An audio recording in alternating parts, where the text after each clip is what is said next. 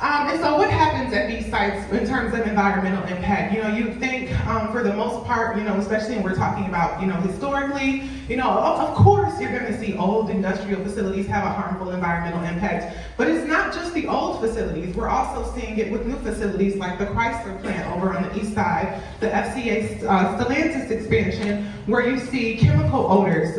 Residents have reported chemical odors coming from the plant, noxious gases, multiple environmental violations in the last year alone, and the site isn't even that old. And so we see, even with the Marathon refinery, right? It's like become a news and a talking point that Detroit's 48217 zip code is the most polluted in Michigan, right?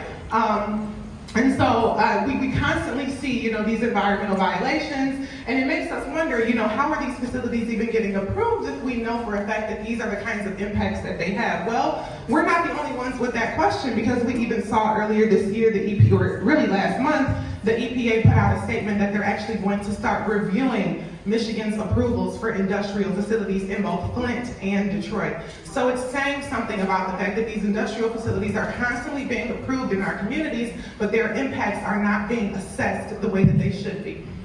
Next slide. And so what does this amount to? It amounts to the blackest city in the United States, that is Detroit. We're facing an environmental justice nightmare. This was an article that was done by The Guardian. We see sites like ProPublica where they talk about how black communities, we become sacrifice zones for industrial air pollution. The most vulnerable communities are usually the ones stuck with bearing the brunt of taking care of industrial polluters. Next slide. Oh, yeah, thank you, Bernard. So actually, you could go back a step, Bernard, so I can explain what this means. So we talked a lot about the zoning color scheme earlier in the presentation. So again, I want you guys to look at the city of Detroit as a whole. You see a ton of red. If we remember, that's our regular, everyday single-family residential use. That's most of our city, right? But then you see another really large proportion of the city, aside from the orange residential, is this pink here again. And we see how much pink industrial is woven through the city of Detroit in our neighborhoods. And what we did was we layered federal poverty guideline statistics on top of these industrial facilities to see in our neighborhoods where the poverty exists in correlation with the industrial facilities, and overwhelmingly, you see the overlaid poverty areas are very close, if not directly on top of where we see most of the pink in the city of Detroit. And so, Bernard, next slide. And so we really want to highlight that, because what we found is that the shared pollution risk for minority groups exceeds our share of employment and greatly exceeds our share of higher paying jobs. We're constantly being told, and again, we heard our council member say it today, that this is a site that's going to create a ton of jobs, right? And that so often becomes the focus that we forget what we're trading off to get those jobs. And more often than not, we are trading off our air quality, we are trading off our water quality, and we are trading off our quality of life for the sake of jobs. And more often than not, jobs that don't always have guaranteed positions for us. And so we have, seen the studies, and we reviewed tons of studies that actually show there's no evidence between industrial facilities that create a higher pollution risk for surrounding communities and providing more jobs. In other words, industrial polluters provide the same amount of jobs as everyone else when it all comes down to it.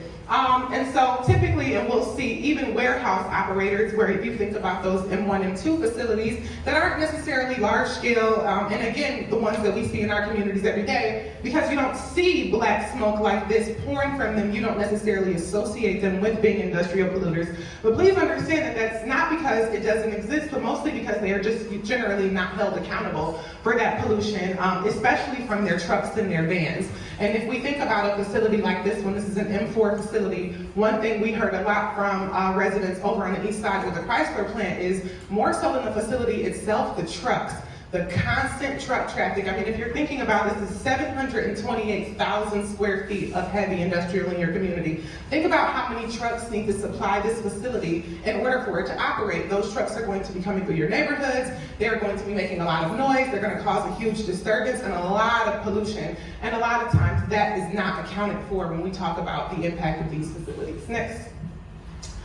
So the data says that, for the most part, majority Black communities in 19 states, especially Michigan, we're at least 79% more likely to live with industrial pollution than our majority white counterparts. And in Detroit, that number is up in the 90s. In other words, Detroiters are more than 90% more likely to live in and around industrial facilities than our folks in the outlying suburban communities. And the existing pollution from these industrial land uses that result keeps property values low, which in turn keeps Black families from being able to build wealth. And then if we think about the health impacts that come from these facilities, asthma prevalence is 3 times higher among children and seniors in Detroit than in the state as a whole. And these two groups, children and seniors, are also both twice as likely to experience asthma fatalities and hospitalizations than the state average. And then lastly, there's a 2017 report from the NAACP which shows that about 2,400 Black children in the city of Detroit have asthma attacks due to natural gas pollution every year and miss nearly 2,000 days of school, cumulative as a result. Next slide.